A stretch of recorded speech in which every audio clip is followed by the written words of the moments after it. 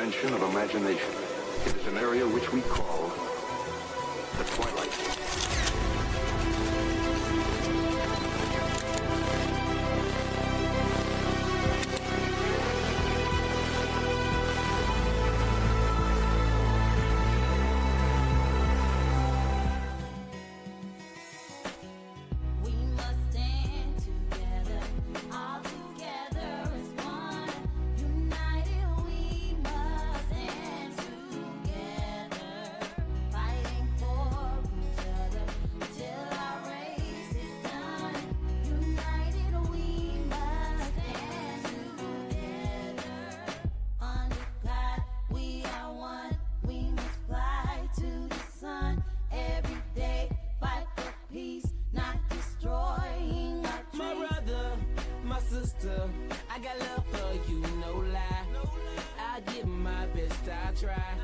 Someday you'll touch the sky.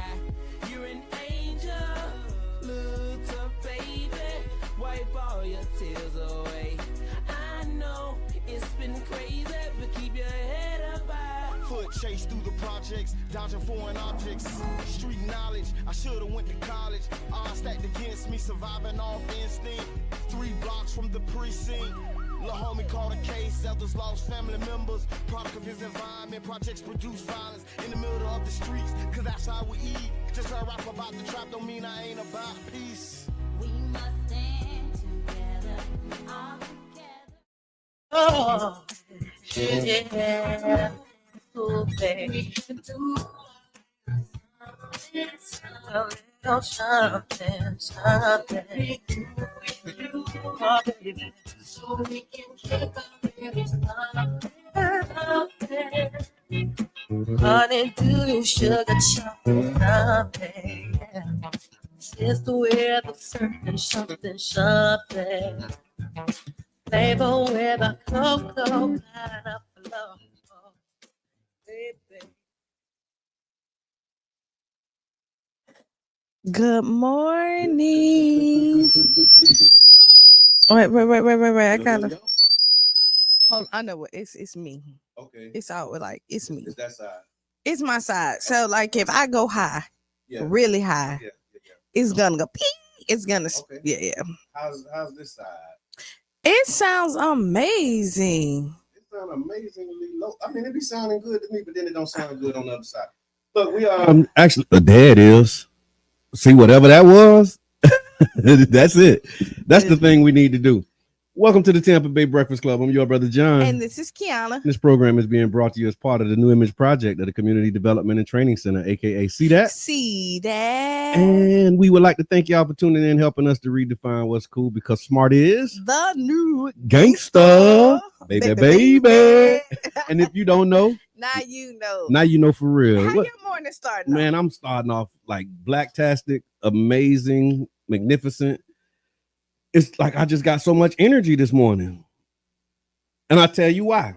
Well, okay, I'm gonna wait. If I'm taking a supplement, I got this new supplement that I started a couple of days ago. I'm gonna give it a week, and then I'll tell y'all what it is. But this morning, really this week, I've been feeling pretty good. But this morning, for some reason, it was like, I'm ready. Man, I woke up like. Oh, you got to tell me what this is. I tell y'all because you know they ain't paying us. So but we are. But this you're looking for. Yeah, somebody. I think they may be. Because it's a I'll tell you offline. But so I feel good. Like I woke up with energy. I woke up. It's gonna sound crazy, probably blow your mind, but I woke up at like 4:30 this morning. Okay. And then at 5 I did my workout. Okay. You know what I'm saying? And came it's one of them days. It's like this like is my ideal scene. Like this is I've been trying to get to this morning that I've had for a long time. Cause you know what? Well, back to it, I say, because I was doing it at one point. So you know, we talked about like I'm not a morning person. Right.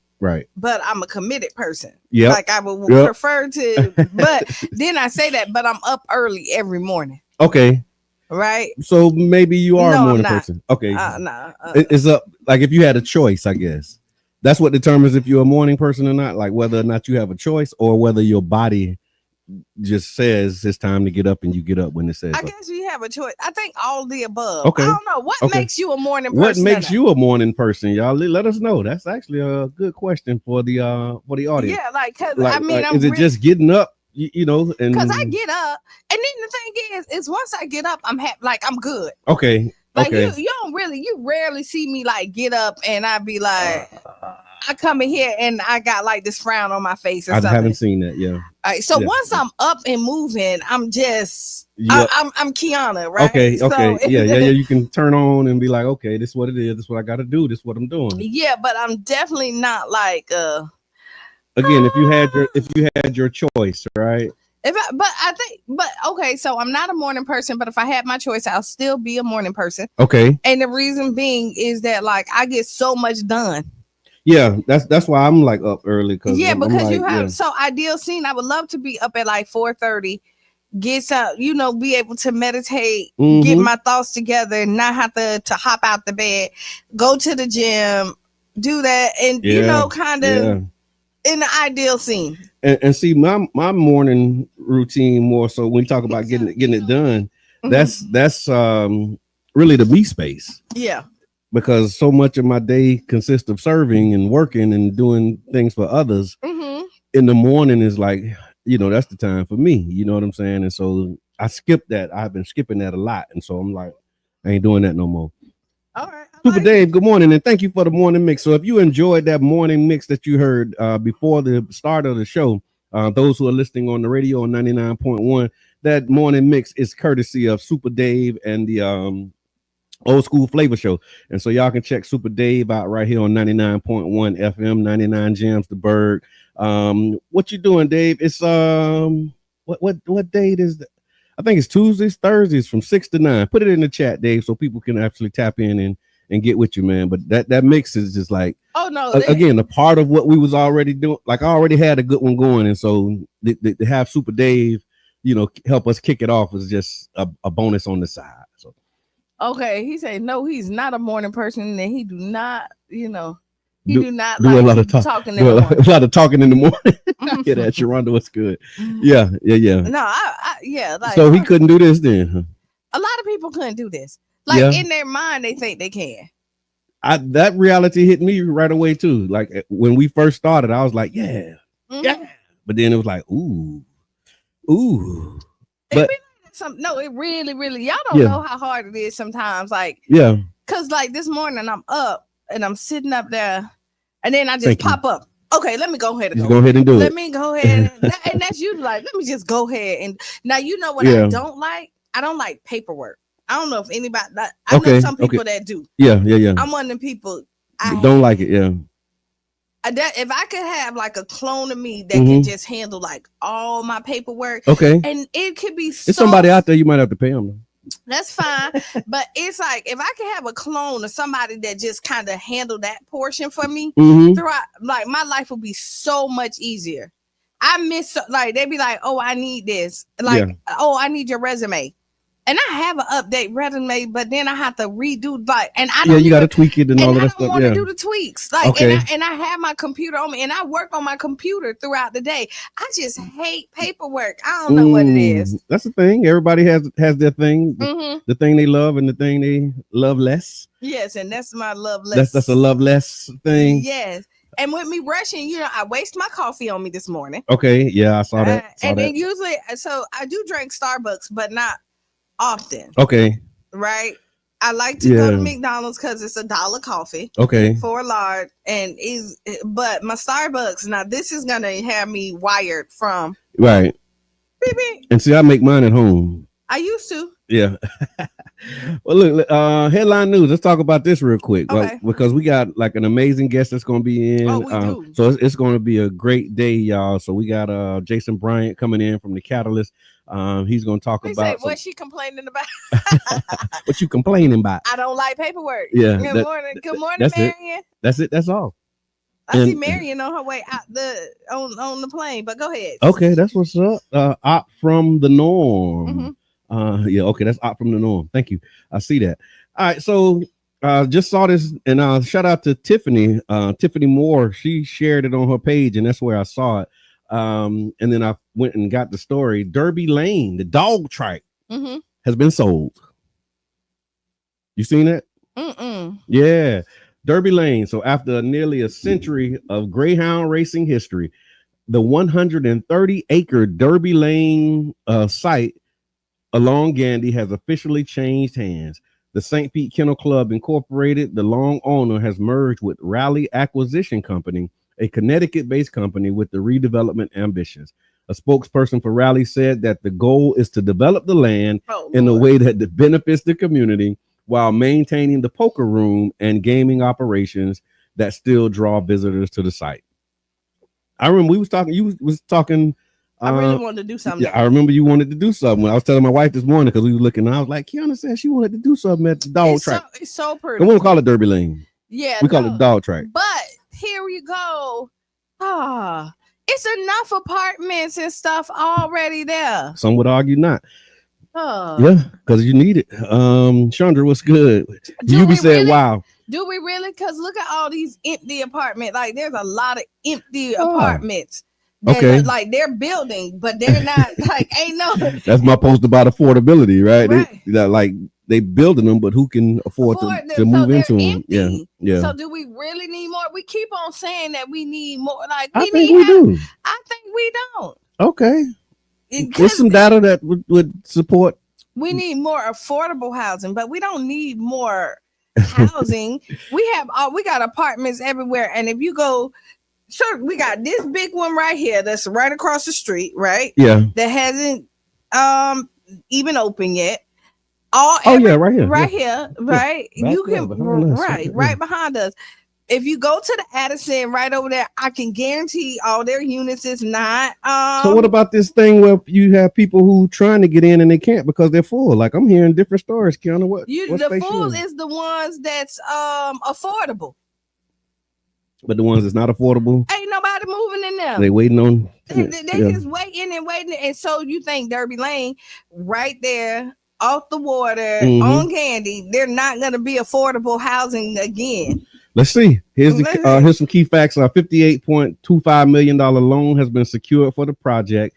The racetrack closed in 2018 after the state banned greyhound racing. Y'all remember that? And the site is currently zoned for stadium use only. And mixed use plans would require a zoning change. So it'll be coming before our city council if that's what they want to do. The parking lot at that space is actually being leased for staging for Amazon delivery trucks. And there is ongoing speculation, or there has been, that a future stadium site for the Rays could be there, though no plans have actually been confirmed. So future developments could include housing, retail, public green spaces, but the plans and the details are still remaining to be seen. So here's the question, y'all. What would you like to see built over at Derby Lane? Would you like to see housing, parks, a stadium, or something else? Let us know. Put it in the chat. What would you like to see at the Derby Lane site so that we can get that heads up? And so they used to have a good brunch there. I only went to the dog track maybe once. So when I was a little girl, that's when I went.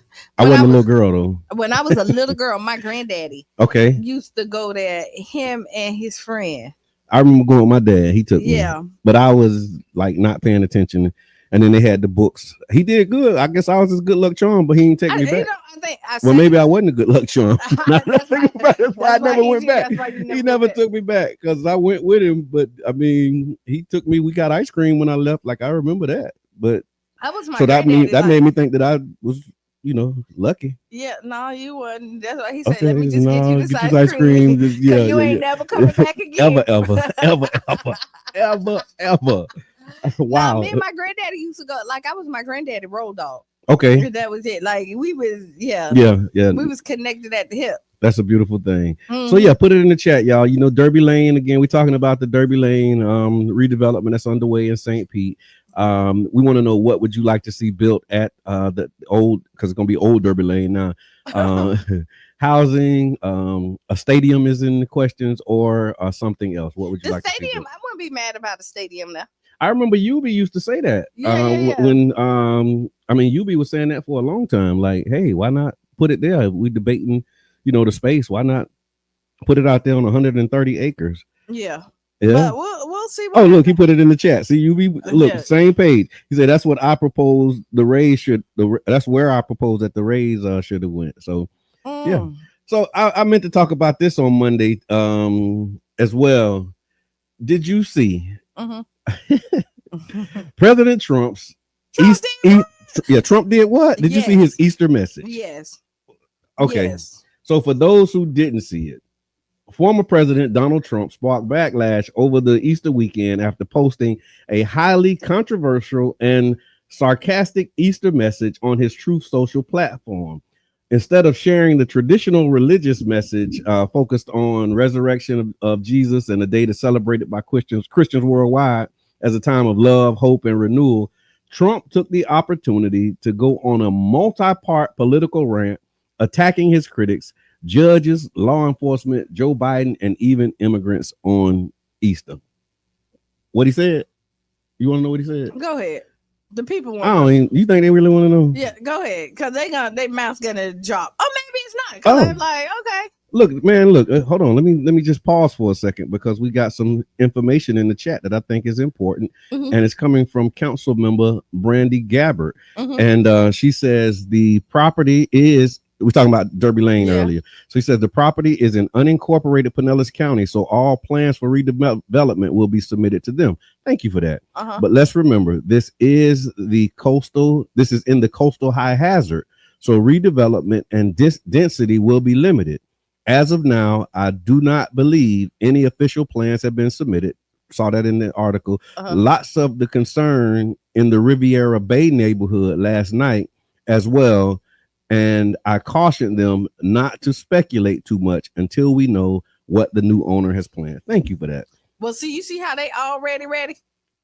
Yeah, They already ready. they gotta be. You gotta stay ready so you don't have to get You ready. ain't never lied.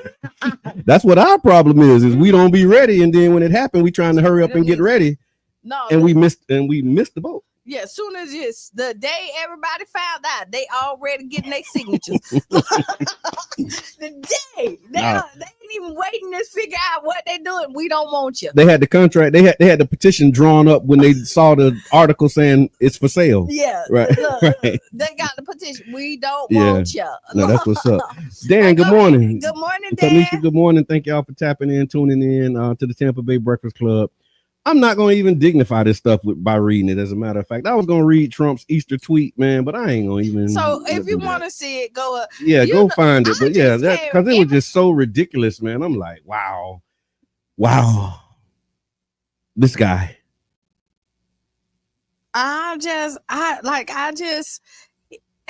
So Twitter, or formerly known as Twitter, Yep. X, I realized that anything ridiculous is gonna come off. Well, this is on his site. Oh, this It's is not Truth. it? Yeah, Truth it's Social. Truth. Oh, Yeah, Truth yeah, Social. yeah. Same thing. Yeah. They're like twins. But here's the thing that I do appreciate when I said Truth Social just now. This is what came up in my mind. Mhm.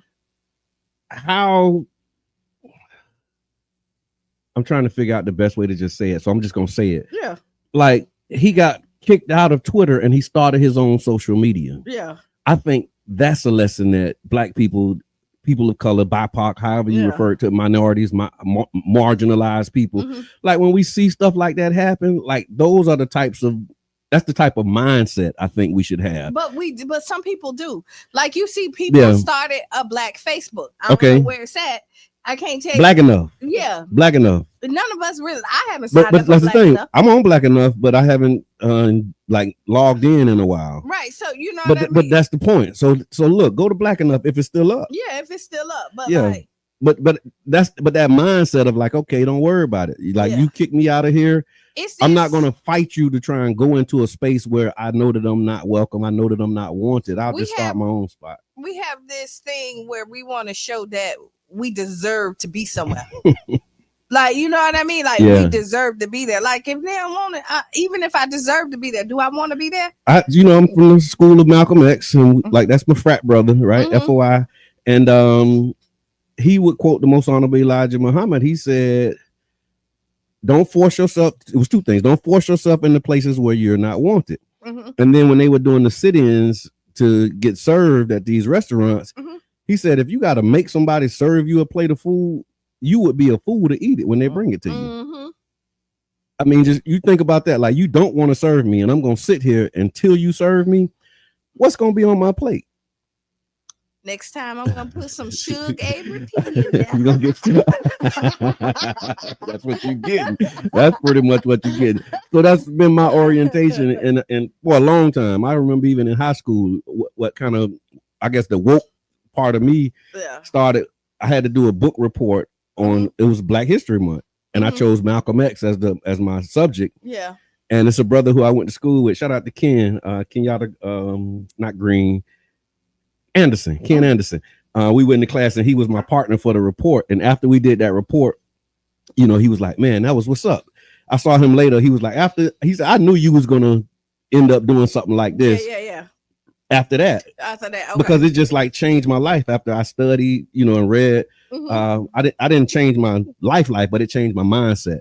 And it kind of set me up and put me on a path that eventually created Brother John. You know what I'm saying? I'm gonna tell you. So I struggle with this, right? Yeah. I'm okay with like some places like just walking away. Okay. I don't mean, but then I be like, no, I'm finna show them why.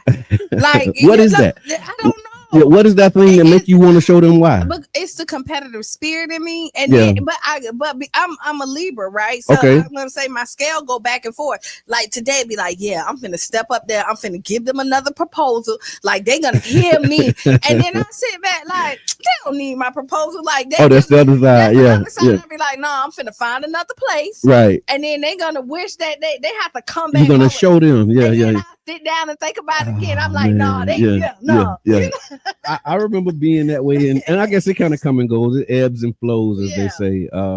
So yeah, but it's just interesting. Like again, with the climate and the way that the world is, I'm about to read this article about education and schools. Like, I'll just read it, and then we'll talk about education. So another thing that was in the headlines that I wanted to talk about to make sure that people are aware of, and those who have student loans, I'm sure that you're aware of it because you're directly impacted. But starting May 5th, 2025, Cinco de Mayo, Monday after next. I can say it. Yeah, that's Cinco de Mayo. Your mom and them talk like that? Monday after next. Yeah. Sometimes. Okay. Monday after next is the U.S. Department of Education will resume collections on student loans that are in default. And that includes garnishing wages and taking tax refunds. They said it's about 5.3 million people who could be impacted. That's your paycheck, your tax refund, and your benefits are all at risk.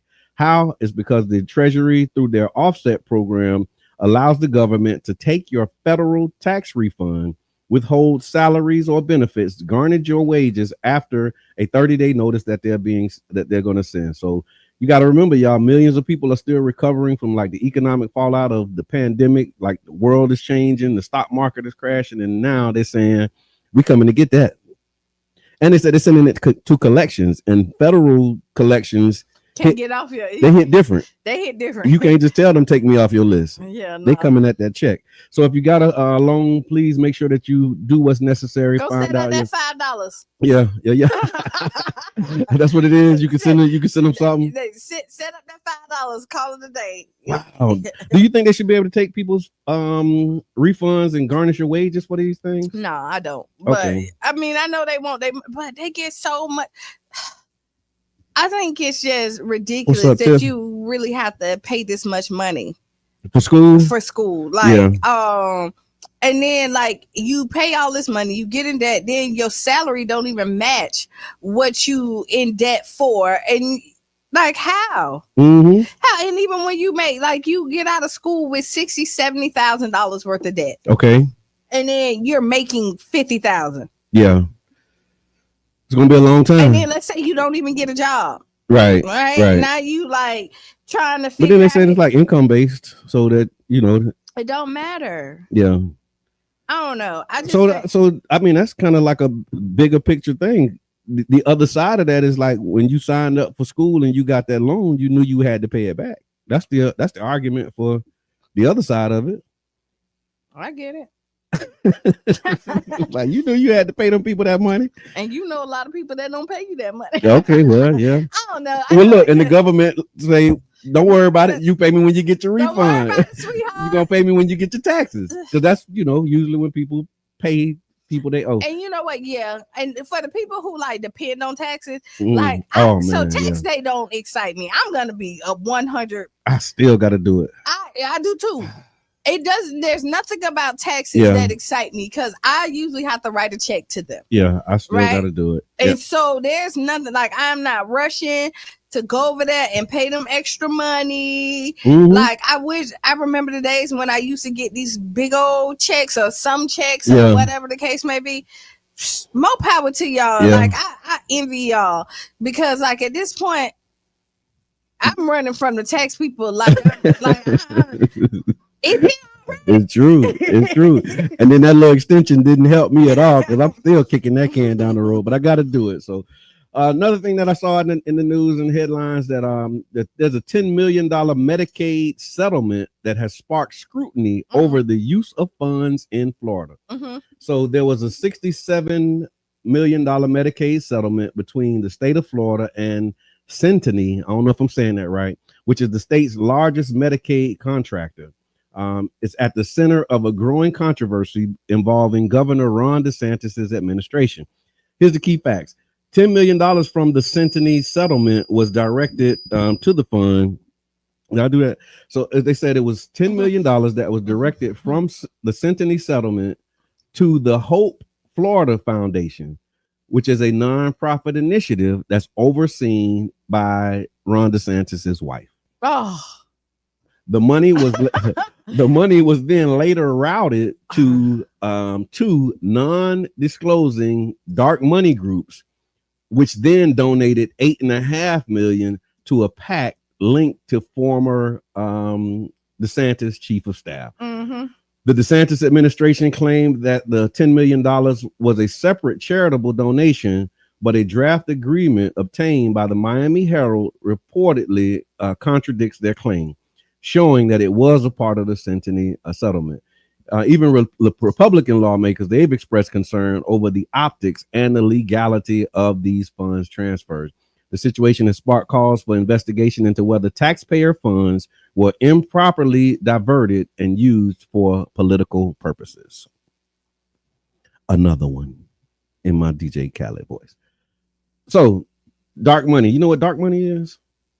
Tell people what dark money is. Okay, because I didn't know what it was. I heard it, but I didn't know. Tell me. So dark money organizations, they are groups that spend money to influence elections or public policy without being legally required to disclose who their donors are.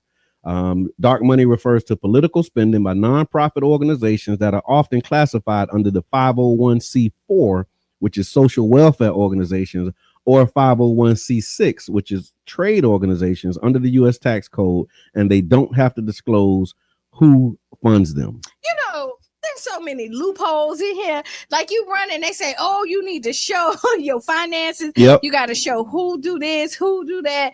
And then they got a whole nother society.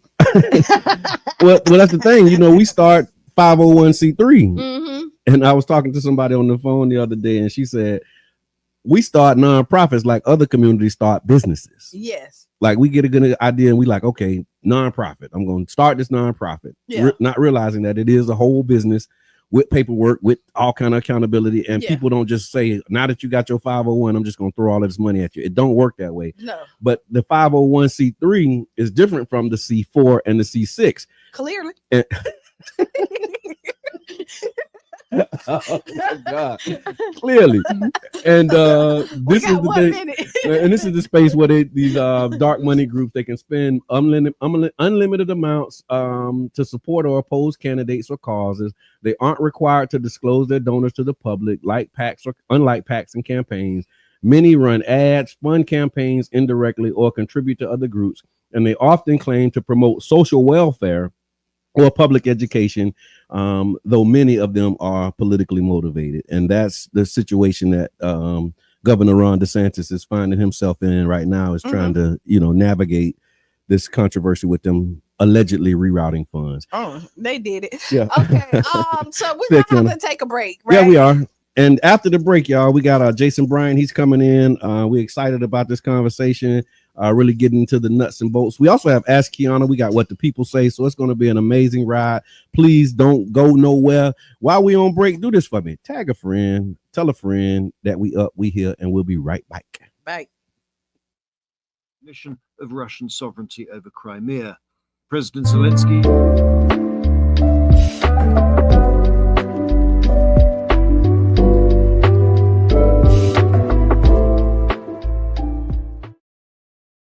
He said the drone hit a bus carrying people to work. Asian stock markets have responded positively to remarks by President Trump.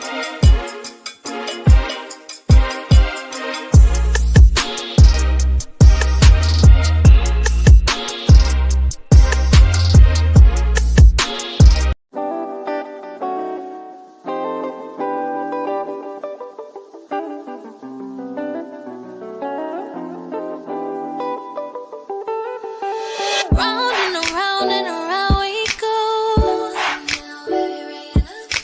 Round and around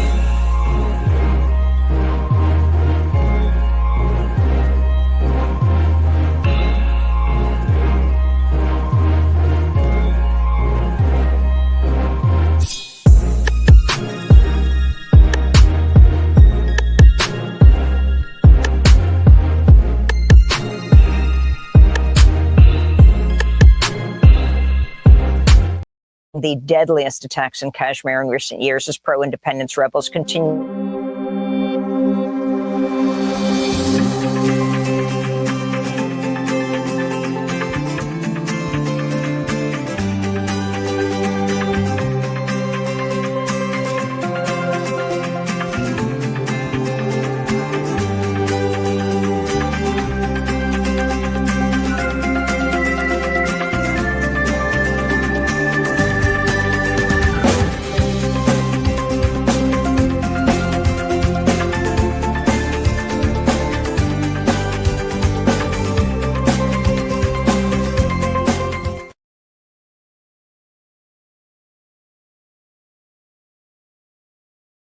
Agape Souls Boutique. High-end boutique looks and quality with affordable pricing. Located at 6025 Martin Luther King Street South in St. Pete. Choose from our amazing selection of stylish, fashion-forward heels, wedges, boots, children's shoes, accessories, and much more. You can shop now and pay later, interest-free with Afterpay. Subscribe to our website and get huge savings on our latest products at AgapeSoulsBoutique.com. For more information, call 727-379-1318. Come give your feet the royal treatment and check us out at Agape Souls Boutique today. The change.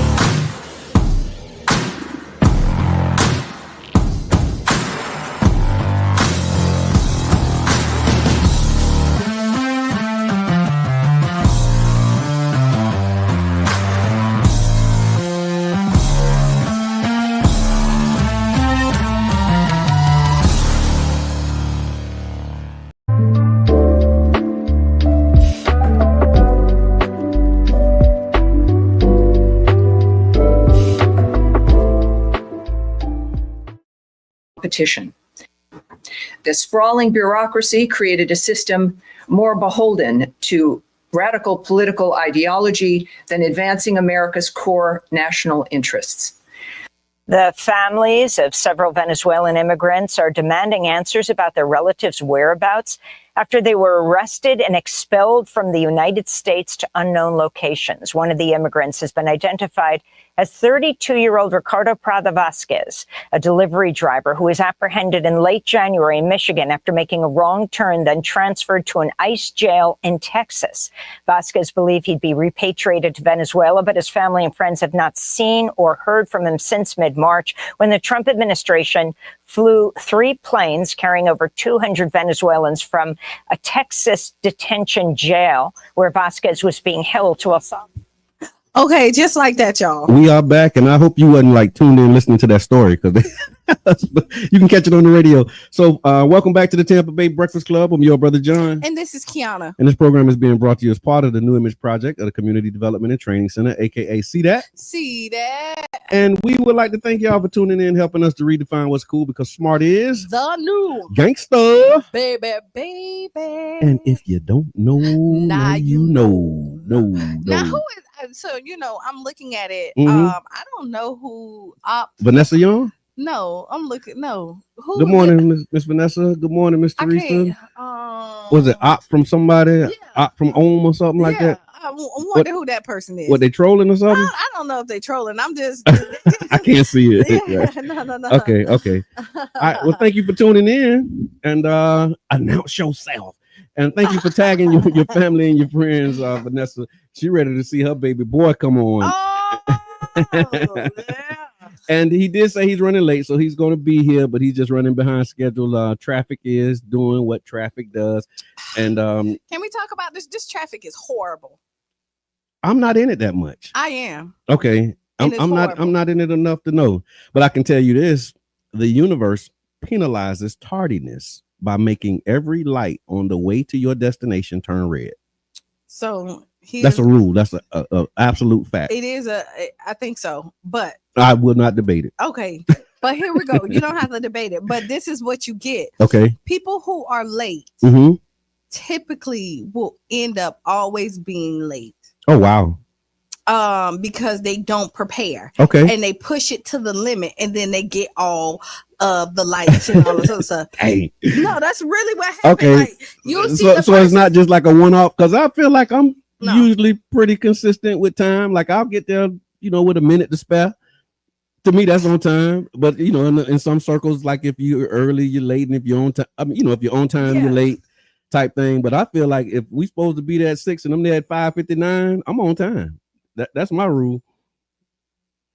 Out from norm 18. I'm not a troll. Thank you. I'm a real person, and Jabbar knows me.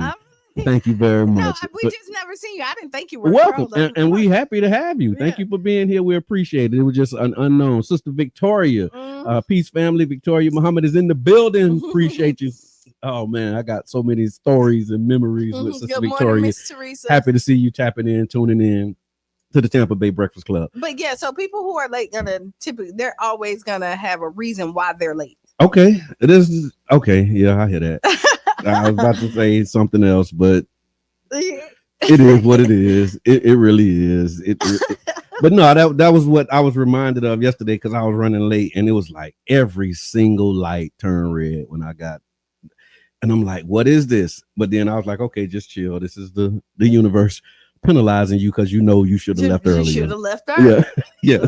So that's the price you pay for not doing what you were supposed to do. Yeah. Do it and keep it moving. I accept full responsibility. I didn't blame the person who in front of me who was driving slow, like because I was like, what are you doing? Yeah, that's like, why don't you just go? It's like, well, they ain't got nowhere to be like you do. But I like really had to like stop and just check myself because I'm like, why are you tripping? And then the light, and then it's like, you could have turned. It was like this yellow light. Turn, go. Like I was like freaking out. What you do? Like you see, listen, what you got that? We got it. Ain't nobody there. Like we got this. Now we both got it. But then I was like, just chill. This is the universe saying, you're supposed to left 15 minutes ago, but you didn't. And we wouldn't be having this problem. It's all on you. Like, again, I'm all about accepting responsibility. So I want to share this with you all. So we did what the people say. We were asking, how old were you when you had your first child? How about you? 15. So I was 2 months shy of turning 16. So 15? So 15, yeah. Pretty much. Well, you know what? Yeah. Technically, so 15, but I was a month away from turning 16. Cheyenne's birthday is August 31st. Mine's September 29th. Okay, gotcha. So I literally, like, it just kind of skipped over. So you were like, happy birthday to me. Happy birthday to me. So first child, 15. Okay. Second child, 39. That whole I ain't having no more after this one was real until it wasn't. Yeah. Okay, I hear that. And so we asked the people, we said, how old were you when you had your first child? And the answers came flooding in, y'all, from all walks of life, all ages and experiences. Some were barely teens, others waited until they were into their 30s and 40s, and a few are still waiting for this chapter to begin. So the breakdown, young and figuring it out was by far the most common range, like from age 15 to 19 was the common range. They called us hot. Okay. They can call me what you want to call me. But you look, they called it adolescence because we were learning adult lessons. Listen, that's a Killer Mike verse. Yeah. I'm going to tell you what is amazing is that I have a 28-year-old. Yeah. While some of my friends still got kids in elementary. and I'm like a whole papa out here, and people like, you got grandkids? They ask me when I'm with my grandchildren, so how's your son? Like, that's my grandson. It blow their mind. Starting early has its privileges. So the most common range was ages 15 to 19. Most people stepped into parenthood as teenagers, often sharing how it made them grow up faster. Those who were in their 20s, like from age 20 to 29, was the second largest group. Many were between jobs and schools, and also had just getting established. Then you had like the late bloomers who were the 30 plus. Some waited until they were later in life and was more settled. They had started their careers, relationships were structured, and they stepped into parenthood with a deeper sense of self. And then we even had like some commenters were in the 40 plus club. So the 40 plus club is growing. Of people who are having their first child at 40 plus? Not having their first child, but just having children right now. Like the 40 plus club is like, they out there. I mean, listen, yeah. I mean, and those children are different.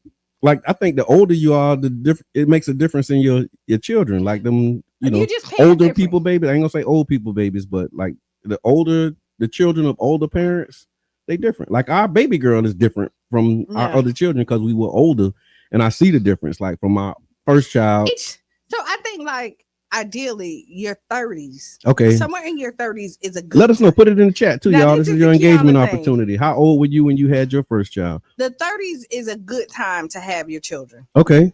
Ideally. and I'm gonna say That's kind of pushing it for me. Maybe. I say maybe 25. No, because in your 25, you still kind of hanging out. Like you still Okay. kind of We're gonna talk about that too. JB is on the way. Yeah. Like you still kind of hanging out. You still trying to find yourself a lot of At times. 25? Yes. People, you see Really? these 25-year-olds? Well, they different. They was raised by us. Well, I ain't gonna say that because my daughter knew what she wanted to do all her life. Okay, well, yeah, but I mean, these 25-year-olds, we got to think the 25-year-olds that we complain about, we're their parents. Look, where were you at 25? Married, in the nation, soldiering hard on the corner, trying to wake our people up, saying final call. You're a little different. It was probably a month. Matter of fact, I think my baby girl might have been born when I was 26. But yeah, 25, man, I was out here in these streets, like pounding the pavement. A good 30 is good. Like somewhere in your 30s, you're typically you're structured. You bringing it back to like I was real active too. I was like super active. Yeah. I really was trying to get us to do better. But in your 30s, you kind of pull back. I just didn't pull back. I just started going in a different direction. My point. Yeah. My point exactly. So your 20s, you're finding yourself really passionate about something. Yeah. You hit the okay. Doing I see what you did there. Stuff. And then in your 30s, you're a little bit more grounded. But your 40s over here, we kind of like settled in our own way. I couldn't imagine having a baby at 40. Here in this 30 thing is kind of when you know how to say no in your 30s. Like, you know what I mean? And still find that balance and be able to give it to your children. In your 40s, we don't want none of that. I hear that. I hear that loud and clear. I hear that. That's why I say that. I say like your 30s is ideal. Okay, I'll go along with that. In my mind when I'm thinking about it. And Kimbrielle, I'm still waiting on my invitation. To go into the water? Yes. And then the last thing on this, and then we're going to transition. So we got it was bonus parents too, and early caregivers, because in the comments there were also those who several of you chimed in and said that you were parenting long before you had biological children. That includes like raising nieces and nephews or stepkids. William Gravely he stood out because he said that he actually started raising a child at 12, though he didn't have his own biological child until he was 32. Michelle A, she shared a heartache of losing children, and then eventually being able to pull through and have a child. And then Dan, shout out to Dan. He said he was 46. I was gonna say Dan just had his children. 46. And his kids and 40. And if you see his children go to school with my grandchildren, like my youngest grandson. That's where I see Dan picking his one of his children. I don't know if this is Dan's son is like Spider-Man. Okay. Yeah. He is everywhere. Like Chandra say 40 ain't got time. I ain't got no time, right? What's that? Out from the norm. But for women in their 30s to have a baby is higher risk for complications while giving birth. I hear that. I was high risk when I was 15. I was high risk when I was 39. Okay. I mean, yeah. yeah. What'd you say, Miss Teresa? She said, see, Brother John, I asked you why you asked that question. However, she did. Miss Teresa didn't comment. She just said why. Right. We're talking about what the people say. She said, I asked you why you asked that question. However, I agree with Kiana about being in my 30s was a good time to have my second son. I felt like I was prepared to have a child. I wasn't hanging out as much. And I said that by the time my son could produce children, I would be ready to have grandchildren. I hear that. Yeah. That's just proper planning. Okay. I mean, but listen, we plan that date night. Yeah. Storms, hurricanes produce a lot of babies. Yeah, that's true. Winter storms, all that other stuff, because you're stuck in the house. You gotta, you ain't got nothing else to do. How about leap year? Leap year do too? Is that a thing for real? I think so. Y'all believe that? Do you believe that more people get pregnant on leap year? I remember they saying leap year caught you or something. It was like this, My cousin Amber Robinson is a leap year baby. Born on actually yes, the 29th of February. Yeah, so she have a birthday every 4 years. No, I was thinking like the pregnancy rate. I'm just saying like she's people. Yeah. Oh, that's amazing. So yeah, so again, y'all listen to the Tampa Bay Breakfast Club right here on 99 Jams the Berg, 99.1 FM, WUJM. So while we're waiting, Mhm. I sent over. Did y'all see the Shannon Sharp thing that's going on? I did not. I saw it, but I was in a whole nother space when you sent it. I'm sorry. What happened? It's with Shannon okay. Sharp? Like, What's I going guess on with him? he's being charged, or they're trying to get him for rape. His ex-girlfriend says he raped her like in January and February. Wow. While they was in this relationship, I guess, right? Wow. And then she did an audio of him, like they're kind of going back and forth. I heard the part, but I didn't have context. It never said anything about rape in there, but he did say, "I'm going to choke you." And she was like, "Well, I don't want to be choked." Yeah. Like, man, look. Be careful out there, please, y'all. man. Be careful. Please, like, please, that's please. all. Like, yeah, and then it's a lot going on in the world. So it's also a lot going on in Tampa Bay area. So we're going to use this space while we're waiting on our guest to get here again. Jason Bryant from the Catalyst on the Deuces. He's going to come in and talk about a lot of things, and we're excited to have this conversation with him. He's running late, y'all. He was in traffic. That happens. So thank y'all for your grace, and thank y'all for sticking in. You can actually tag somebody who goes to the Catalyst and you want to hear about what's happening, or if you're just interested or concerned. Let's do these community events while we do the got time. Ask Kiana. Okay. Right, because we can just, instead of waiting to the end, so when JB get here, we can just give it all to him. Right on. And so I want to talk about the Tampa Bay Chalk Festival. The third annual Tampa Bay Chalk Festival is happening Saturday, May 3rd from 9 a.m. to 4 p.m. It's on 22nd Street, on 7th Avenue South and 9th Avenue, right there on the Deuces. And it's designed to celebrate art, community, and creativity. At the third annual Chalk Festival on the Deuces, this year's theme is Our Watery Futures. The event includes sidewalk art, live community engagement, and an educational environmental panel at 12, hosted by Water and Arts Exchange. There's also this Pathways to Justice Academy. There's a youth civics program. It's happening from July 14th through the 18th. It's a week in the summer. Stetson University Clinic, they're doing it online and in person. The students ages 15 to 17 are invited to apply for a free summer academy teaching civic engagement, social justice advocacy, leadership, and personal empowerment. Students will attend these interactive workshops led by a Stetson Law faculty member. And you can go to the Tampa Bay Breakfast Club page to apply. All right. The comments kind of wild of that. Shannon Sharp done messed up. I hate that for him. Oh wow. Shannon Sharp is countersuing her for character defamation. Man, that live video that Shannon did don't help his case. And then him doing that Rose Sparks thing also may not cause him to be looked at favorably. So if y'all want to be on the Tampa Bay Breakfast Club, because I see that we welcome almost everybody. That's true. That's true. Inbox us and I'll respond. If you got my information, or if you're on Facebook, inbox me as well, and we can talk about this and get you on. We like guests. I hear that real quick. Let people know how you can support, because I'm still trying to find where I put this Ask You. Okay, how do you support the Tampa Bay Breakfast Club? Right, stars is one way. Okay. When you go on Facebook and you're live, you'll see the star button right there. If you've never received any stars from Facebook, they give you your first 200 for free. Give them to us. You can purchase them. They are a cent a piece. There's nowhere that you can buy anything for a penny except for Facebook.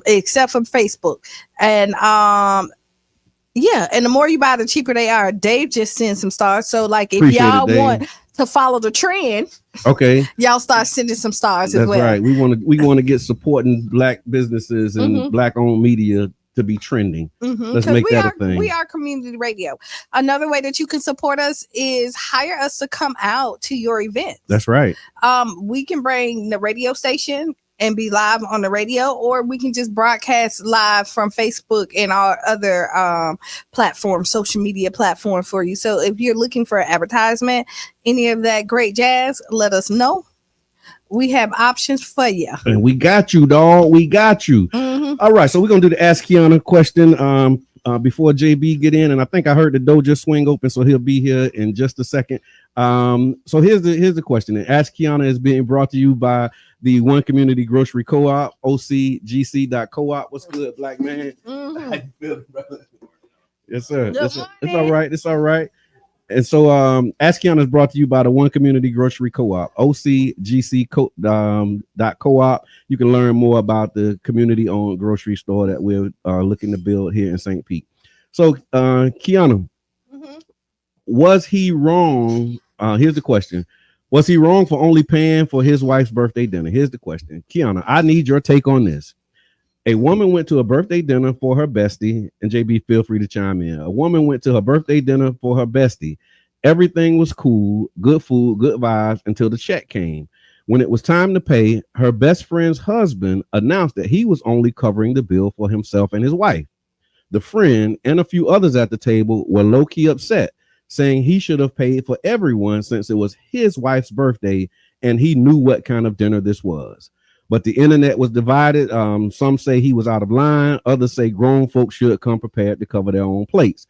So was the husband wrong for only paying for his and his wife's meal, or was the friend wrong for assuming he was going to foot the whole bill? The husband wasn't wrong. Okay.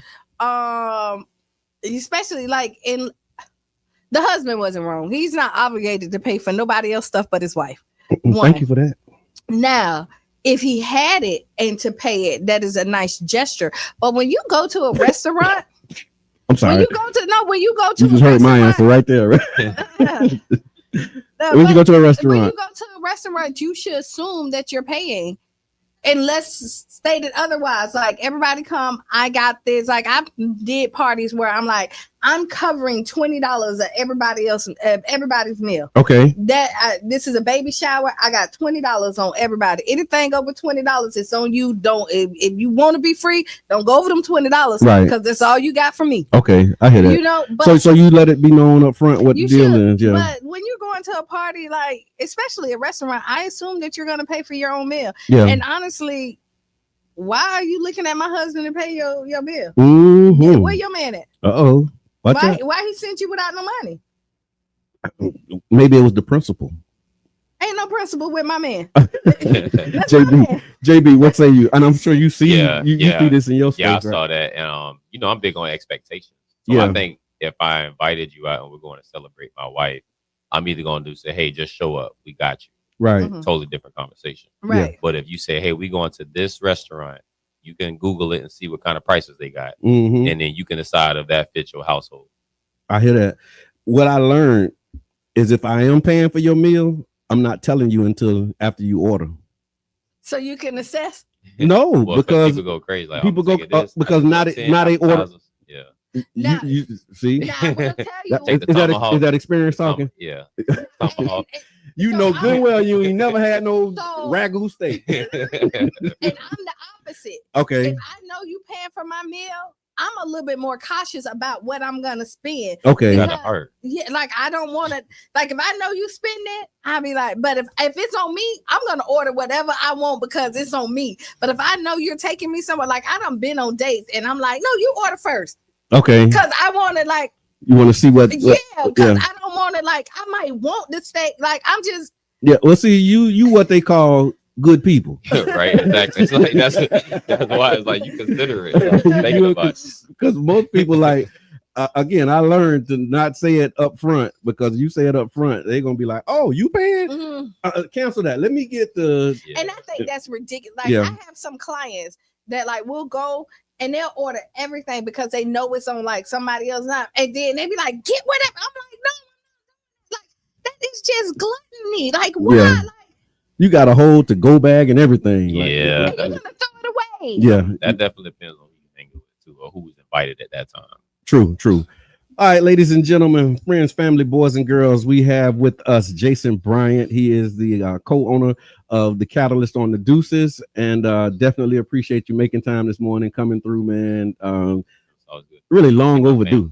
I know, right? The new era's call for new thinking. And so for those who don't know you, before we get into like the heavy stuff, would you mind basically just letting people know where you're originally from and, you know, your St. Pete story?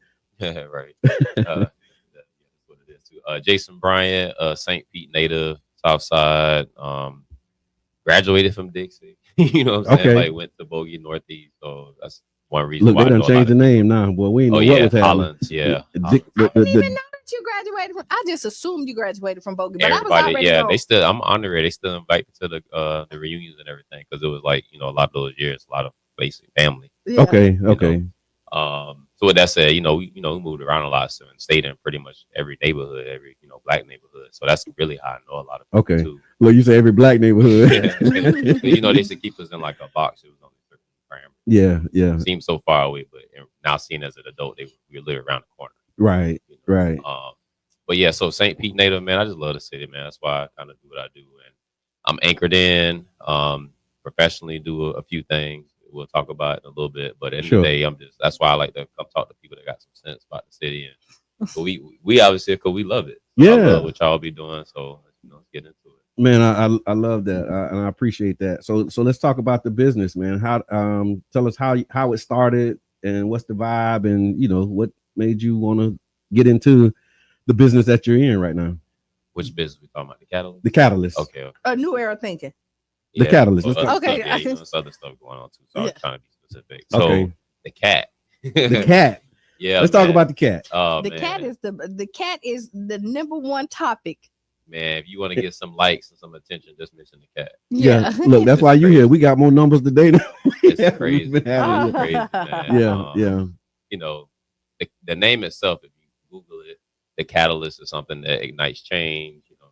Mainly from like a scientific standpoint, but if you think about what it is, it's just to spark stuff. And we called it that because at that moment when we sat there before we signed that lease, it was, man, we remember what this used to be. Mm-hmm. But and it kind of died out. It's been years. Definitely was a little before my time, but I definitely have a residual of what I remember seeing people over there when it was like Black Wall Street. And we sat on that corner when Jeff hit me up when the Brave Boys were ready to retire from the restaurant perspective. And we sat on that corner, man. And even though I had just finished, doing what we were doing at the Manhattan in 22nd, I was taking a break. I wasn't going to do no investments like that for a while, to be honest with you. But obviously, Jeff likes my brother. So he called me. I actually said no at first on the phone. He said, man, just come sit with me for a little minute. And in Jeff's style. Huh? In Jeff's style. Yeah. Sit down. Because that's my boy. So, him and I met him when people don't know that, but me and Jeff go way back. When I first got back from college, him and I been getting money. People ain't know, right? Especially with all type of endeavors, and even with the first Friday Nova, people ain't know I was involved in that, just on the behind the scenes. But all that said, so our relationship always been like okay. That. And we gonna like, if you watched us, we will interrupt and take a whole nother thought and because what you just said, I think you kind of skipped over it a little bit, but your involvement with Manhattan Casino and the Urban Collective, would you mind sharing a little bit of like what that experience was like, and then how, like you said, after that you like, I'm good, I ain't doing that no more? Yeah, well, a group of us actually, a group that started because Jeff had us meeting on like Mondays or Tuesdays. I remember during the that pandemic, and it was when election time would come up. So what we would do is he organized a group of us to basically vet people that wanted to run for certain seats, including mayor seats. Right. And basically our objective was to hear them out as a collective of people. Most of them were in politics. I was probably the only one in the group that wasn't really involved in politics like that. And we basically want to know, we asked them kind of the same questions, even though we would dig into stuff. What are your plans for the South Side? What are your plans for the Black community? And what are you going to do when you're in this seat? Right. Why should we basically support you financially or in votes? And so that group is about maybe 12 and 13 of us that used to meet regularly. And during that time, we also would talk about like what are some things we could probably do to kind of help our community for real on our own, like our own kind of like investment group, type of thing. But with intent, And so with all that said, during that time when we were all meeting, we got a text say, "Hey, look like they finna shut down the Manhattan. What y'all want to do?" Yeah. And basically out of that 13, 7 of us decided to put some money and energy into it to try to basically save it. It was on the tail end of it. Pause. When we talk about pooling your resources, working together, collective work, responsibility, cooperative economics, what you're hearing is that in action. Yes. Keep going. Yep. And that's what it was. It was the key word, and that was action. Yeah. Because it was like you had to move right away. So with that said, even though you can put all the paperwork together, there's always some things that you don't know, especially on the tail end of a deal that you're getting into. But we basically bought into that deal to save it. So that means paying whatever debt was there, and then also agreeing to make the operational make it run. Yeah. So the translation, we picked up somebody else's household and just said, "We're going to pay your mortgage. We're going to pay your light bill.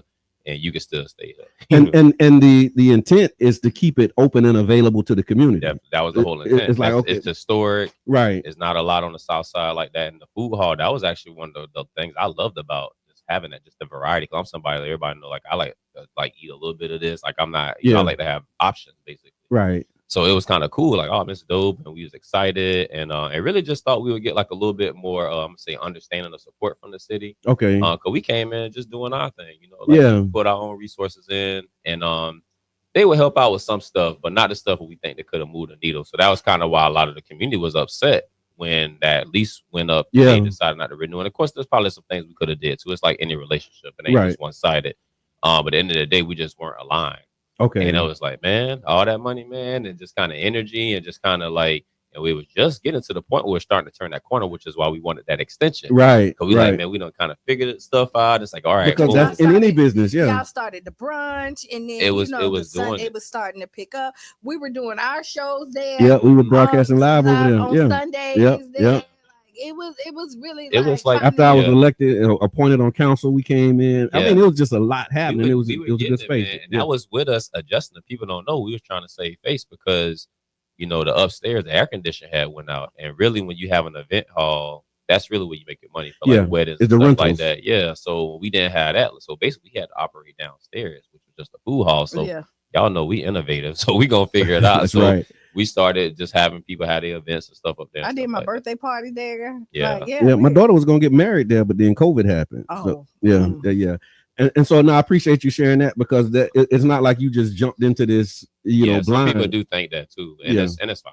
You know? People think you know how it is. They just assume. So so with that said, I was already like vested into like our community. That's something that as a child, I say growing up here and then being able to do some of the things I've done in my life, I always wanted to like do something for my people, because I see how I get treated differently when I'm in certain spaces. You know what I'm saying? Mm-hmm. So obviously it's a little different now. I got a little older and kind of hang in different spaces. Right? But I definitely could still tell the difference if I got on my like hoodies and sneakers versus when I got on my suit. Yeah. So I always wanted to have a space for us to feel comfortable. Everybody welcome, but this for us. But and you know why people, because you're so quiet, like in public, kind of, if that makes sense. And you have the same demeanor, so people don't, it ain't like you're boastful and like all this other stuff. Like when you see, you just JB. Yeah. Like, and I remember when you first came in, you had the house that you was renting. Yeah. And with New Era thinking, then what he would send out, he reached out to everybody he knew back in high school, and he was like, hey, I want to set up a meeting with you, and was like, here, this is what I want to do. And you were all about the community then, like, I want to bring my resources, how can we collab, I want to know what you got going on so we can see how it is. And this was what I ironically, a picture just pulled up. I was actually looking at with my fiance. It was like from 2016. Okay, and I think that's when I remember we started like really grooving, because we were kicking off. Like I think it might have been like 17, because we had kicked off the new deal for St. Pete, and we were doing that, and like, and we started bringing in people who hadn't been traditionally in these organizing spaces under our leaders of the new school movement, because we like, okay, look, we got now, like we ain't waiting for next, we gonna do our thing, and so you were one of the people who helped. Like again, behind the scenes stuff that you don't know, we were doing these Renaissance meetings that eventually became which eventually became the One Community Group and the One Community Plan. But like those foundational stones that created that movement was JB and a few others. And what I like about JB, I will say, is like I work with a lot of people. He's one of my faves. Okay, I would say that. Like when we work together, like you just really like, he don't overstep. He stay in his lane. No. I'm saying it, and I'm thinking because it's that's that PMP. like he do this for real. No, he do like he don't overstep. And there's no I in that too. No, and he's a real team player. Yeah. Like me and him done made some decisions. And we done had some phone calls, and we're like, yo, like, if you in, I'm in. And like, we're on the same page, and we done got phone calls and be like, hey, you want to do it? Did you talk to Jason first? Because I'm only doing it if Jason. And then they'll circle back and do the same thing. And Jason will come back and be like, hey, I'm only doing it if Kiana doing it. Like, you know, and we didn't even have, we had this conversation prior. So we just was still on the same page, and to know that, you have somebody that's loyal to your friendship and to what y'all say when it is, because a lot of times people think of self when it comes around, be like, yeah, nah, but the agreement was said, we never talked about it again, and it circled back and we were still on the same page. Right. Real deal. And so now going into the catalyst, doors open. I was there at the ribbon cutting, celebrated. Haven't been back a whole lot since, but that's just me. Anybody who know me, y'all know I don't go outside. Like, catch you on the bike. Yeah, catch me on the bike. You know what I mean? I just move how I move. By They God's say you've grace. been cool since middle school. Yeah. Thank you, Jabby Yachty, for the stars. Go ahead, Si. And so, like, you know, in the business that you're in right now, have there been any moments of surprise, or has there been like a time when you was like, what have I really gotten myself into? Like, did you question whether or not you made the right decision? I actually have thoughts of, I'll say positive and negative about it, right? Okay. Not negative. I know I'm not really a negative person, but you know what I mean? Just counter thoughts, right? Yeah. So if you think about when we started, it was just that lounge area, which was the old George Washington, which was a speakeasy. Yeah. That's what we started. There was a fountain in the patio. Like, we were just using that as if you want to go outside for a moment. Yeah. And all we know is that one day we were there chilling. It was like a Friday or something like that. And we like, man, we need security. Like, and it wasn't like, because there was issues like, it's crowd control. Like, man, all these people trying to come in. Like, it was like crazy. So we just like, oh man. So man, we adjusted. So we're like, all right, maybe that was a fluke. It was like a first Friday, because y'all know I've always done like first Friday events. You know what I'm saying? Like, even when I did my first Friday networking event. So I'm actually gonna kick those back off too. So I'll let y'all know about that stuff too. But so I'm used to like first Friday. That's like my thing, right? Yep. And so I'm thinking it's a fluke. So I'm like, oh, we just have them first Friday. So you did a first Friday and it was hugely successful. Like people, they just can't like showed up. It was like a place for us. We had a DJ. I forgot who the DJ was at the moment, but it was like we just like, oh man. So like boom. So again, thinking once out of the month, we're just gonna be open for a casual thing, whatever. And actually, we weren't even gonna be open through the week. That happened because people kept coming in there. Okay. We were gonna do Thursday through Sundays in the evenings. Okay. And literally, I was in there on my laptop because this during the pandemic, so I'm working on my laptop. I think Jeff was sitting on one side, I'm sitting on the other side, and people kind of kept coming in from the restaurant. Like, hey, I see y'all got a bar open. Like, oh, we're open till Thursday. It's like Monday or some Tuesday. Yeah. At what time? Like 12 o'clock in the afternoon. Okay. So I'm working. It's 5 o'clock somewhere everywhere. But I get it. But you know, just if you go downtown, they had to do the same thing. So anyway, we're not thinking of it like that. So one person, that's a boom. Another person come in, hey, you make a drink? Right, if you want nothing crazy, I'll help you out. You know? Okay. So literally we got from there, it's like, oh man, like people looking for somewhere to be like this early, but it's like that's a hard commitment to commit to payroll like that, you know, for the days. And you don't know what they expect. And we, you know, so anyway, so that's how I literally started. And then from there it's just like, man, it turned into like, man, people learned about it, because all this has been organic. Like, I'll openly say this. We haven't actually spent no marketing dollars for the catalyst. Okay. Wow. So to see what is done right now, that's the part that's like so surprising. It's like, man, and for it to be like people be there all the time, people literally like calling from different cities and like even states, like saying that they heard about it. So that's like the surprise about, like, man, we created this thing, like a space for us. It's like, you know, the thought was like how Club Live is in Miami and the spots in Houston. When you go to that city and you brown, you need to go to the cat. That's kind of what. And so it's like creating a destination. Yeah. And that's the spot. But that's the thing that we've been saying for a long time anyway, is like how we oftentimes rely on the support of the locals, and you know that only can get you so far. Correct. So we had to create spaces that would attract and bring in people that were not necessarily from the area, but they can bring in the dollars to the area. And that's then the move. But the crazy part is that our locals actually help us, you know, pay our payroll. You know what I'm saying? Like people do shifts. They do shifts. It's like we do shifts at the cat. And it's crazy though, because, and let's be honest, like from a, you know, really most of my time at the cat is spent like we're really reconditioning ourselves and our people. Okay. Because we never really had a spot that we could be at all day and have to act somewhat civilized. Okay. You know, even though you got those inhibitions of drinking and stuff like that. So it's also kind of reshaping the community. So the locals, you know, it's hard to survive off of that, but that's who is in there most times. And a lot of us ain't used to being around, you know what I'm saying, professionals day to day. And that's the cool part. It's like it's a melting pot. Okay. You know what I'm saying? If you kind of a lot more of those connections, like kin is the skin, but it's like everybody come from different walks of life. And just like how you said how she wouldn't order stuff on somebody else's stuff.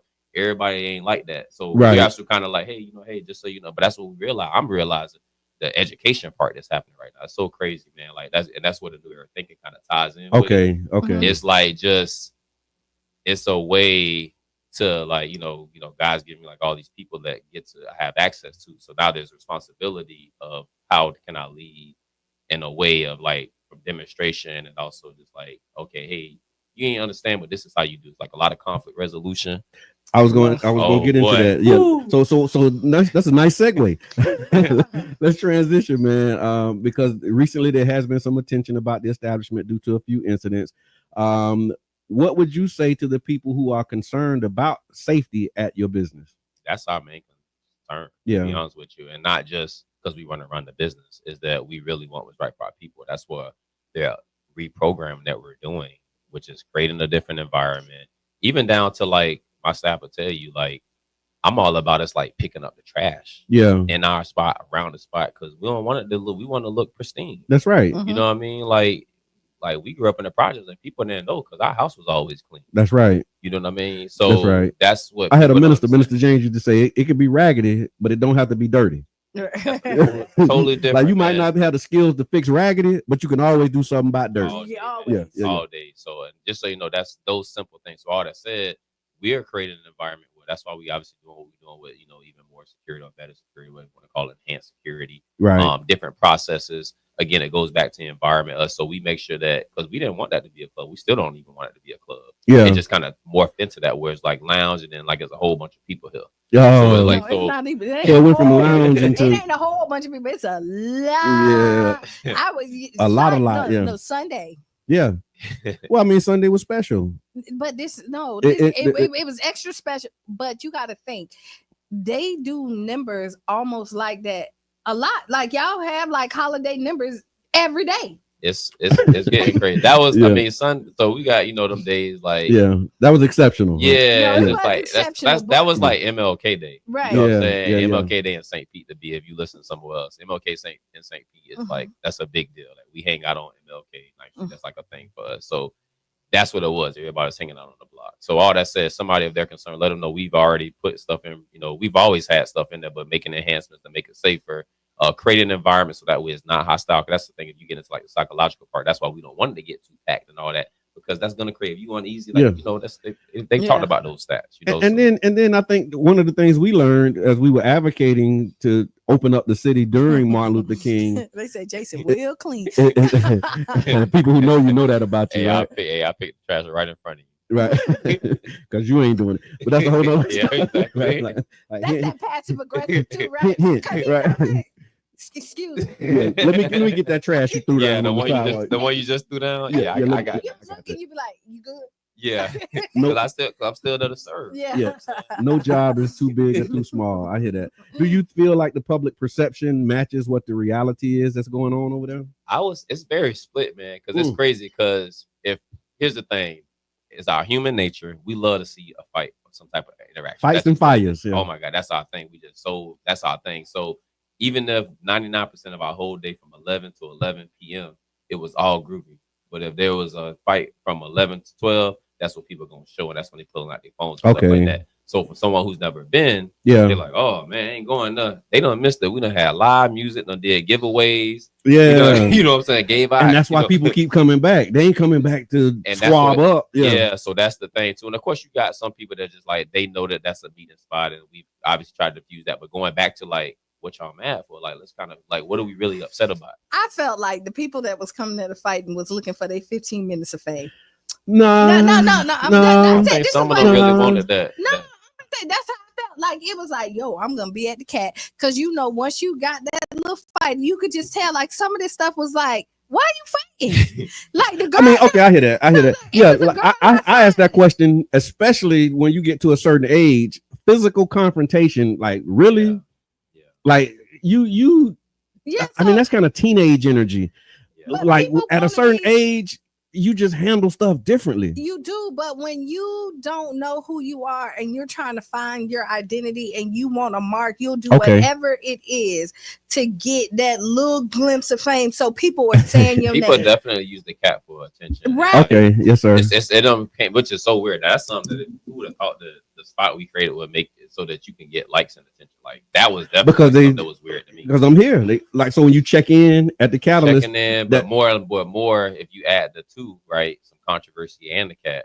Okay. You get what I'm saying? So then it's Yeah. like, and that, you know me, I look at like numbers and stuff like that, right? So I can literally see like if someone they post, it was my birthday, they get 2 likes. They mention the cat as 100 likes. Yeah. You know what I'm saying? Oh my God. You know what I'm saying? Yeah, Like, yeah, it's yeah, like, People who come, you see, like really love like the cat. Like if I had a little bit more time, and I ain't really a clubber either, but I've stepped out. You know what I mean? I come show my face. As a matter of fact, I had a birthday there too, right? right. But yeah, And then But you find your vibe. Yeah. Because if we got day and night shift, you know what I'm saying? Like you just like for me, I'm more than likely like I'm more a happy hour daytime person, Okay. you know what I'm saying? Just gotta be there to work. Right. But like so the nighttime people, that's their thing. So you really pick your vibe at the cat, you literally, and then depending on what day you wow, come, pick your vibe. I like like that. literally, like if you just want to come chill and just have a drink during the middle of the day and just talk to the bartender. Yeah. or you know, even have a business meeting earlier. Yeah, I've been there. Like I remember, definitely like did a I've lot of met with Dan. We sit down at the cat, and it's like I wasn't scared. You know? I'm like, what's up? What? Well, you and, ain't and you never you see, yeah, true, never at this point, because Right. I don't mess with nobody, Yeah, exactly. and I pray When you don't mess move with it, me. yeah, when you move an intent like that, it definitely make a difference. But what are the things I guess that when we talk about? So this is kind of the story. I want to talk about a little bit of the struggle that you've had, and what are some things that you really wish people understood about the challenges that you face with this business that you've created, that you all have created, and like what do you think people really misunderstand or don't know? The biggest one is kind of what you brought up, like the brand and the reputation. Like, Okay. that's not what we stand for. That's not what we're trying to do. That ain't even what go on there, nor do we want that to be portrayed or even communicated. Right. So we feel some way, like some people, and it's crazy too, because we'll even see some of our regulars, our VIP card holders, Yeah. that will Talking to literally y'all. share a fight or something negative, not thinking about what that does for us. Because we know they're not doing it to like deface us or something Yeah. like that. But if they not understand when you sharing that, that's what people see, and that's their Yeah. perception, especially if that's their first introduction to it. And we own that too, because I remember when the controversy or the conversation about the strength of the drinks was happening. Yeah. And I said it, and I was like, not meaning any harm, Yeah. but then I got a phone call like, bro, why you talking about that? I'm like, because that's what people talking about. That's what we. Here's the thing. I don't think it's about not talking about it. That's Yeah. the thing. But it's like Yeah. social media. Okay. If there's actual a fight video, it's one thing to mention. Yeah. Man, y'all was tripping. But bro. when you fueling it and Because then it's like view. You know what I'm saying? Then after that becomes a reputation. So I would say Okay. the biggest thing people understand, like the brand protection that has to happen, and that goes from going back to keeping it clean and understanding what is communicated externally. That's like the biggest thing that like I didn't think I was gonna have to be doing. Like most of my time, that's Yeah, what the brand I was management, talking to Dan and Jeff on my way here. That's our morning thing. We just kind of figure out what we need to tackle. And Yeah. you know what I'm saying? Like it's just when incidents happen, like what can we do to diffuse it or correct it and stuff like that. So definitely the brand thing, and then just having to manage No all these. no sound. Oh, all right, we sound good on this side. That might be your phone. Crutel, what's good? Eric, I see you. What's happening? No other complaints about sound, so we're gonna take that as a one-off. And then time fleeting. I really want to talk about the path forward, right? What keeps you going, and then what message do you have for those who actually love and support the Catalyst, who may be hesitant now, like because of what they've seen? Like, what keep you going, man? Man, we playing long game, man. Yeah. We're here to like really continue to be a staple in the same beat. Like that's so when you think long term, you just act different and you move different. When you think long term, yeah. So when you come to fight, you ain't thinking about getting arrested, going to jail, got to lose your job, and all of that stuff. You just thinking about them 15 minutes of fame, that on site thing that you got going on. That band list got to be long. What that band list looking like? It's getting there. And and you know, and here's the thing: we understand, going back to what I mentioned earlier, that there is some level of grace that has to be given because we've never had something like this. Sometimes things just happen. Yeah. And then when you have liquor involved, which Yeah. missions and stuff like that. So so we have some level of grace where, like, you know, most of the people who got banned in 2024, we kind of like, all right, we'll give you one more time in 2025. Yeah. So it's not a lifetime ban. Some of them are. Some of them. Some of them you are. ain't You never can never- you ain't never coming back in here. Never. For real. So Don't yeah, even send your mama to ask. It's no. literally, and it's funny you said it because they mamas be coming like, hey, my son or my daughter. He ain't mean no harm. Literally, no, it's great. That's something I would have thought that I'd be talking to somebody's You mama. talking to somebody's mama? No, I'm not playing with you. And they dog. trying to get them back in the. Dog, it's That crazy. says a lot about the Catalyst. With like, Just my mama, son that I mama, couldn't- just go talk to him, please. Bro, So that's not something we could imagine. Wow. But this is kind of like, because we've interviewed before. Yeah. And you said that you wanted this to be the catalyst, like what kept the community together, Sure. and like Thank you, be Sister the Victoria. anchor of 22nd. Like that was the vision. And that's a testament, is that like it is. If somebody mama saying, hey, can they still get in your lounge? Like, come on, like he ain't mean it. And then and she like, he gotta get it. But that's He what mean I'm. it. But you got to talk to your mama first, though. No. Like you got to send your. No, you like know what's what? that conversation like? When I'm you finna trying tell to you, figure out how can I get back in the catalyst? You know what? No, I'm gonna ask my mama to go down there. No, this is what's happening. Boy, why you drinking in my living room? I'm kicked out the I can't catalyst. go to the catalyst. No, you can't drink it here. Well, let me go down there and see if I can talk. It's crazy, man. And more than once, y'all. This ain't no one off. Wow, I can believe it. different on- mamas. Yeah, different. And then on the other side, let's say people had some beef or something like that, and we address it. Cause y'all know how Jeff is. Jeff really address stuff. Yeah, like, as he in his should. manner. Yeah. And so they'll come up there and try to talk to us and be like, hey, you know, we done squash stuff. That's actually the part that I didn't think would have been the thing where literally people who probably been going at it for years. Yeah. We got to the point where they can be in the same location and everything See, good. see, But that's the part of the respect. story. Yeah, Oh, go but ahead. That's another testament on y'all. So when I used to do teen dances, the kids will see that it was mine, and they be like, "We ain't gonna show out because it's Miss Kiana." Yeah. And so when people have respect for you and Yeah. they're connected to you, they treat it a little bit different. Definitely. Yeah. So when they realize, because y'all are really friends with people in this community, Straight up. you, Jeff, Dan, like That's y'all right. really have these connections with people. So people are rooting and really want you to win. And when they, you know, they get out of control and they be like, they sit back and think, like, dang, who else doing this for us? Yeah. There's a question that came in with the time that we have left. It says, is there a limit on the capacity since the space is small and there's only so many exits? Yeah, definitely. I think it's like 250. Okay. I can't remember exactly what the number is, but that's Yeah. what we at. So that's why the line be long. Because So it's we gotta capacity. hold it, and then we can let one in, one out type of thing, and that's it. So you literally have to manage the. That's the literally why we in and out. have a line. Yeah, that's what I'm saying. That's something that's again what the thought we had to do. So Mhm. there, we gotta Yeah. get on the microphone with security. Like, all right, y'all, the walkway is getting busy, so we're gonna hold the gate for a little bit. So that's where the line started to build up. People starting Okay. to come, and then after that, it's like, and they get a little upset, even if they're VIP holders. Like, look, you can't walk around in there right now. Yeah. So we gotta wait for some people to leave, and then even then we might let 20 people some leave, and then be like, okay, the walkway seems pretty clear. Okay, now we can kind of like. So just managing the flow of it's people it's coming crazy. in. and Something out. I Yeah. wouldn't have. That's that's what I be doing. That's So a good problem to have in business. it though. is, but Yeah. people don't understand what come with that. They don't understand because they drink and they don't understand. Another question, they say, how can you get a VIP card? Yeah, boy, that's like the question that I get a lot. So we just did as a test run to see how that will work, and that turned into wildfire. Okay. So we it's on hold right now. We're having it right now, but we're gonna figure out that process because we want them to actually get something from it, not just the line skip thing. 'Cause that's really what most people want. Most people just want to skip the line to be able to get in. Yeah, that's the main thing. Okay, that's the number one benefit. I'm willing to pay to be at the front of the line. I hear that, man. So if there was like a final thought or final message that you wanted to leave with the people, man, what would your message to the community be? We appreciate y'all. Hope y'all have love for yourself because that makes you love other people too, and new areas to call for the thing. Right on, right on, right on. What you got?